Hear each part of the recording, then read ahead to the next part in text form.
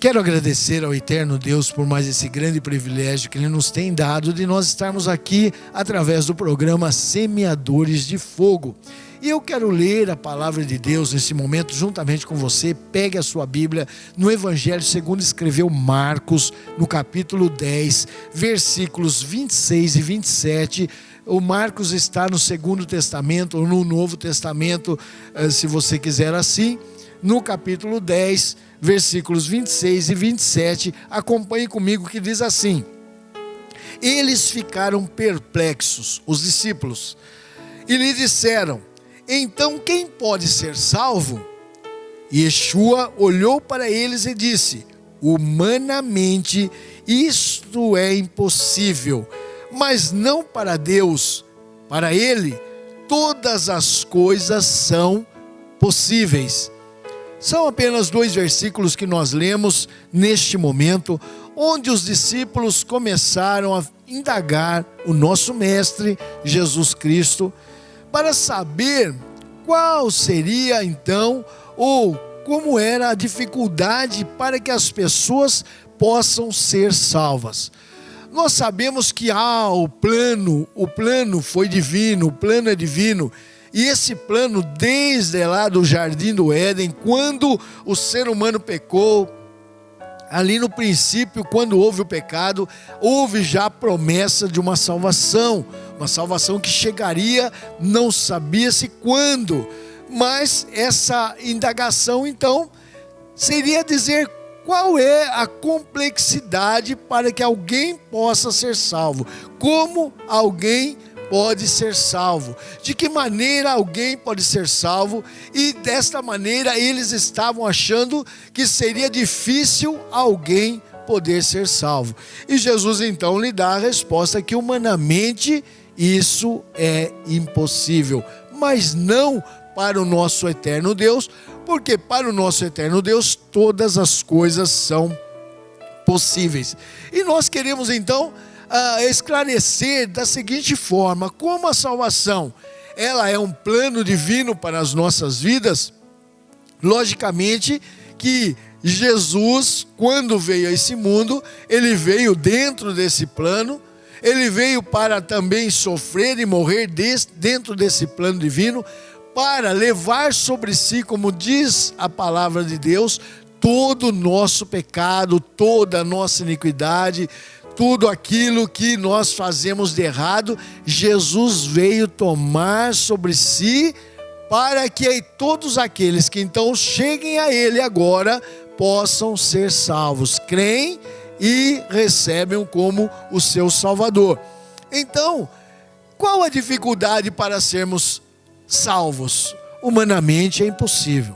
Não adianta eu dar a minha vida, ou flagelar o meu corpo, ou até mesmo ser crucificado. Nem para mim isso vai servir, quanto mais para os outros. Jesus foi o único que nos substituiu na condenação, para que então pudesse ser o Salvador da humanidade. Por isso ele é chamado de Redentor. Ele então vai redimir as nossas vidas, vai redimir diante de Deus, Ele vai nos comprar, Ele tem um poder para nos resgatar agora do pecado que nos rodeia ou que mesmo está em nossas vidas. Por isso a necessidade de que nós venhamos a ter o conhecimento de Jesus. E Paulo, preocupado com isso, ele disse: olha, como crerão se não há quem pregue? Então necessariamente temos que ter os pregadores por esse mundo que venham proclamar a salvação por intermédio de Jesus Cristo, que para o homem não adianta. Como eu disse, não adianta nada o homem fazer nenhum tipo de sacrifício para poder ser salvo, se não for na pessoa de Jesus Cristo. E mesmo assim, na pessoa de Jesus Cristo, há necessidade de que haja uma fidelidade para com o nosso eterno Deus. Não podemos deixar de ser fiéis, porque o nosso eterno Deus, Ele é fiel conosco, e então Ele também exige de nós a fidelidade, porque os discípulos estavam preocupados a saber que Jesus estava falando que havia uma dificuldade, principalmente nas pessoas ricas, para ser salvo. Era difícil, porque as pessoas... chegou um jovem até ele, né, indagando o que ele teria que fazer para ser salvo, e Jesus falou: olha, você tem aí cumprido os mandamentos, a lei? Ele falou: olha, isso daí desde criança eu cumpro todos os mandamentos, cumpro a lei. Mas Jesus, olhando bem para o seu interior, né, porque sabemos que Jesus, Ele não só nos conhecia, ou conhecia aquelas pessoas que estavam ali por fora, mas conhecia também por dentro. Ele então falou: há uma coisa ainda que lhe impede a salvação, que é você ser rico, porque a riqueza está fazendo mal para você. Então faça o seguinte: você vai, vende tudo que você tem, dá aos pobres, e você terá um tesouro no céu. E a Bíblia diz então que aquele jovem, ele então se entristeceu, porque ele era muito rico, e ele não suportou aquela palavra de Jesus na sua vida, querendo que ele então trocasse, né? Que ele deixasse, abandonasse a sua riqueza para a sua salvação. Ele nunca esperava, logicamente, que Jesus pudesse falar isso, porque nós vemos hoje, nos nossos dias, as pessoas sendo invocadas, sendo convocadas para vir para as igrejas para serem ricos, né? E Jesus justamente fala o contrário para aquele homem, dizendo que a riqueza era o grande impedimento da sua vida para que ele pudesse ser salvo. Então Jesus fala para ele: olha, você tem que deixar a sua riqueza, porque Jesus sabia que a riqueza é maior do que o amor ao nosso eterno Deus. E nós temos que fazer essa decisão. Por isso, os discípulos então ficaram perplexos pelo fato, dizendo: olha, então quem poderá ser salvo? Qual vai ser a dificuldade? Onde está a dificuldade da salvação? Quem então poderá ser salvo se as coisas são difíceis, se não são fáceis para que nós possamos tomar decisões? Aí Jesus disse: olha, eu vou dizer para vocês que para o homem é impossível, né? Então nós não conseguimos proceder à nossa salvação, porque mesmo um dia Jesus disse: olha, de que adianta o homem ganhar o mundo inteiro e perder a sua alma? Porque vale mais uma alma do que o mundo inteiro. Então não há pagamento que nós podemos fazer de forma nenhuma, trabalho, esforço, serviço, tudo que você pensar em fazer para você ser salvo por si mesmo. Mas por intermédio de Jesus Cristo, nós sabemos que a salvação ela vem. Porém, logicamente, nós sabemos o que? Então a salvação chega até nós por intermédio de Jesus Cristo, que o poder é de Deus, a salvação ela vem de Deus, é um plano divino para as nossas vidas. Jesus veio cumprir esse plano em nossas vidas, então agora eu fico tranquilo. Não, logicamente que nós precisamos manter a salvação. Para ser salvo, nós não precisamos nos esforçar, é somente crer. Agora, para manter, Jesus falou que o reino dos céus ele é obtido à força, e até hoje, disse Jesus, até os seus dias, se faz força para entrar nos céus. Então Jesus quis dizer o quê? Que a passagem é nos dada, né? Nós temos a passagem garantida. Agora eu preciso chegar até onde a minha condução vai sair. Como quando eu posso ganhar, né? Aí uma passagem de avião eu posso ganhar, mas para que eu possa usufruir dessa passagem, eu tenho que ir até o aeroporto, onde o avião vai estar ali estacionado no momento exato em que ele está programado a sua saída, para que eu possa sair. Senão, não adianta eu ter aquela passagem se eu não chegar até o aeroporto. O avião não vai vir me buscar, ninguém daí dono da empresa vai se preocupar em me levar até lá para que eu possa usufruir daquela viagem. É o que acontece com o reino dos céus. A passagem já está comprada, Jesus já comprou. Nós não precisamos fazer nada para obtermos a salvação, mas para nos manter, eu preciso chegar lá, eu preciso estar andando e caminhando nesse mundo com a presença de Deus em minha vida. Eu não posso deixar. Por isso Jesus enviou o Espírito Santo, assim que ele disse: olha, eu vou para o Pai, mas vou enviar o Consolador, e ele então estará com vocês, e através dele eu estarei com vocês até o fim de todas as coisas. Então há uma promessa de Jesus para estar com aqueles que chegam até Ele, mas nós precisamos o quê? Manter o Espírito Santo em nossa vida. Por isso depois Paulo vem dizendo: não entristeçais o Espírito Santo, nos quais já estáis selados para a salvação. Então nós, quando aceitamos a Jesus como Salvador de nossas vidas, nós somos selados. Agora nós não podemos no percorrer nessa jornada, nós entristecemos o Espírito Santo, porque senão nós podemos então perder, não chegar até o destino, até a hora certa, para que nós possamos tomar a condução que já está comprada a nosso favor. O direito nós já temos, agora nós precisamos então nos manter na presença do Senhor. Por isso houve então essa indagação dos discípulos, dizendo: olha, não é fácil. Não é fácil. Para aquele jovem que chegou até Jesus, não era fácil. Por quê?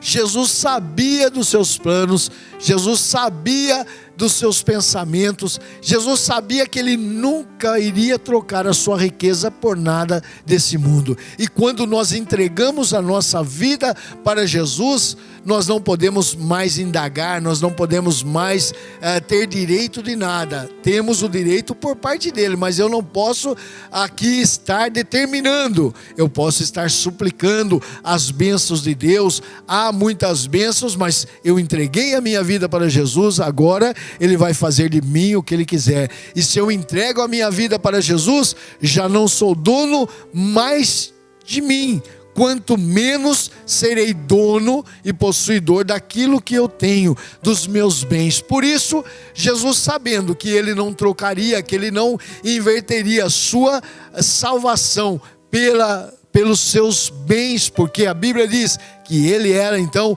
um jovem muito rico, Ele então demonstrou verdadeiramente que ele não estava apto para a salvação, ele não estava apto para entregar a sua vida para Deus. Por quê?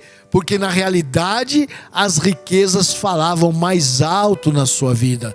As riquezas ali estavam ali falando muito alto, e ele não tinha coragem de dispor daquilo para a salvação. Então ele sai entristecido, e Jesus fala: olha, dificilmente um rico entrará no reino dos céus. Por quê? Porque na realidade há muita confiança nas riquezas, há muita confiança naquilo que eu tenho, e a pessoa nunca estará disposta a deixar os bens neste mundo, deixar toda a sua riqueza para servir a Jesus Cristo, porque nós temos que viver como se nós não tivéssemos, devemos andar como se nós não possuíssemos nada, como se nós estivéssemos fora, né, dessa realidade, e nada fosse nosso. Se nós entregamos a vida para Jesus, tudo que é meu está em suas mãos. Eu posso pedir, né, aqui há um funcionamento nesse mundo, nós precisamos andar, trabalhar, né?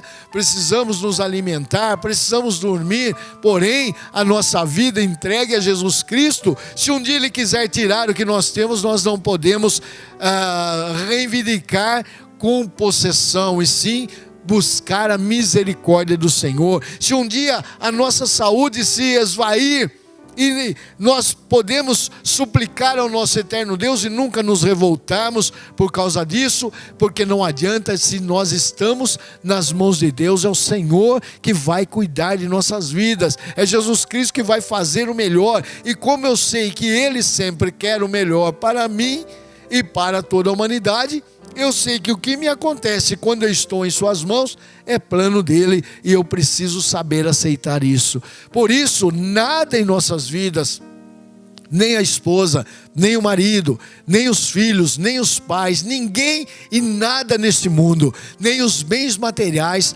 podem nos afastar do nosso eterno Deus.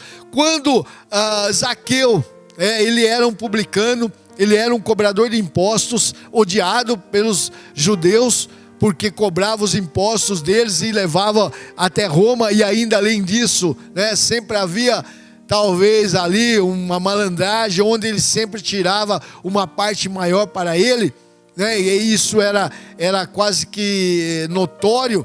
Então todos odiavam os publicanos. Mas quando ele teve um encontro com Jesus, ele se esforçou para ver Jesus. Ele, quando Jesus entrou na sua casa, ele pôde dizer: olha, eu estou sentindo, Jesus não lhe cobra, Jesus não lhe faz nenhuma indagação, Jesus não lhe demonstra mal. Tanto é que Jesus mesmo se convida para ir à sua casa quando ele estava naquela figueira brava e olhava para ver quem era Jesus, para conhecer Jesus. Jesus se convida dizendo: Zaqueu, desce depressa dessa árvore, porque hoje me convém que eu pouse em tua casa. E lá ele fez um banquete, e na presença de Jesus, então ele se sente logicamente culpado. Ele diz: olha, Senhor, sabe o que eu vou fazer a partir de hoje? Com esse encontro que eu tive contigo, o Senhor entrou na minha casa, eu vou fazer o seguinte: eu vou pegar a minha riqueza, metade dela eu vou dar aos pobres, e se em alguma coisa eu defraudei alguém, eu vou cumprir os mandamentos. Eu vou pegar então e vou restituir quadruplicado, 4 vezes mais. Eu vou restituir aquilo que eu posso ter pego. Talvez tenha, talvez não, mas eu devolverei quadruplicadamente, segundo o que a lei determinava. Quando alguém pegasse algo de alguém, quando alguém usufruísse erroneamente algo de alguém, ele teria que devolver 4 vezes mais. E ele diz: eu vou cumprir. E Jesus olha para ele e diz assim: olha, hoje entrou salvação nessa casa, porque este também é um filho de Abraão.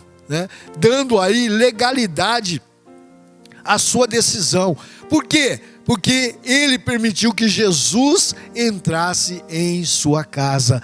E a Bíblia diz, no livro de Apocalipse, o livro das Revelações, o último livro da Bíblia Sagrada, diz que o Senhor está à porta, nossa porta, e está batendo, na porta do nosso coração. Ele está batendo, querendo entrar. Jesus está querendo entrar, e ele diz assim: eu bato, se alguém abre a porta, eu entro, vou ceiar com ele e ele comigo.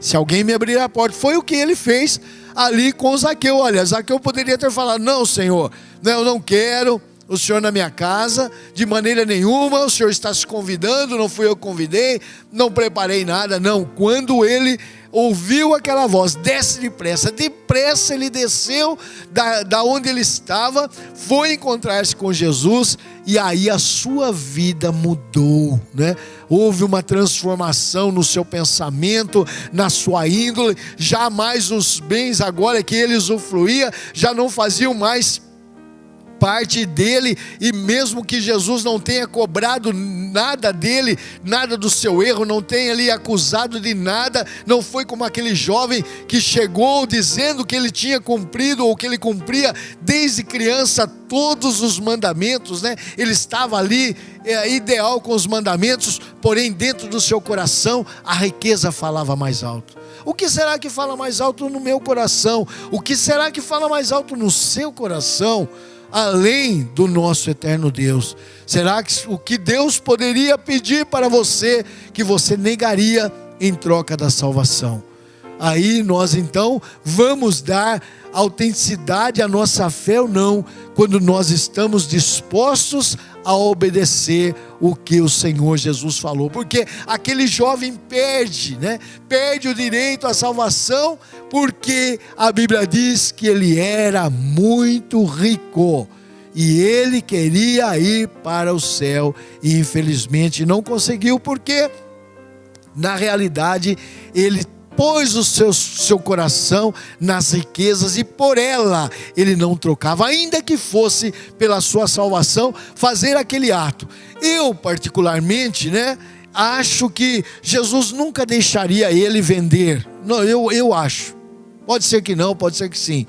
Mas eu penso assim, que ele nunca, seria um teste, seria uma prova. Jesus estava provando ele, estava testando para ver se ele verdadeiramente queria a salvação, se ele verdadeiramente estava disposto a fazer tudo pela salvação.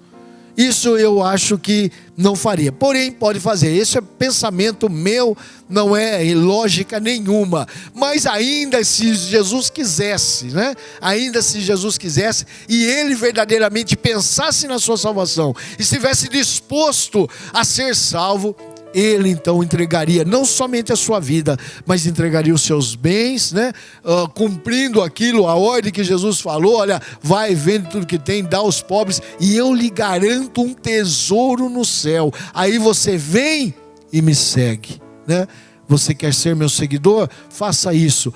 Mas aquela pessoa, aquele jovem não conseguiu fazer isso. Aquele jovem não conseguiu seguir a Jesus porque as riquezas eram maiores na sua vida. E o que você tem? O que você tem que pode te impedir de seguir a Jesus? O que você tem que pode estar distanciando você da salvação em Cristo Jesus? Pense bem na sua vida, o que Jesus poderia pedir para você, se há algo que ele pedisse para você e você falasse: não, isso eu não faço, para ser salvo. Se algo assim acontece na sua vida, você sabe, fique sabendo, isso é maior do que Deus na sua vida. E o Senhor diz que ele não dá a sua glória a outrem. O eterno Deus não dá a sua glória a outrem. Então, ou nós somos dele, Não há meio termo, não há em cima do muro. Não podemos cochilar ou cochear entre dois pensamentos, entre duas atitudes. Ou nós cremos ou nós não cremos. Para Deus não há meio termo, só há sim, sim, não, não. Cremos sim, não cremos não. Não há meio termo, talvez. O talvez está diretamente ligado ao não. Nós precisamos ter fé, nós precisamos confiar e nós precisamos crer e aceitar Jesus como nosso Salvador e estar dispostos, entregando a nossa vida, entregando tudo que nós temos para o nosso eterno Deus. E eu sei que Ele vai cuidar da melhor maneira. E se pedir tudo o que nós temos, a salvação nos garante aqui que nós estaremos eternamente com o nosso Deus. Que o Senhor nos abençoe, que o Espírito Santo fale melhor ao seu coração e você saiba dar essa atenção ao Senhor, entregando a sua vida para Ele. Que Deus abençoe em Cristo Jesus. Amém.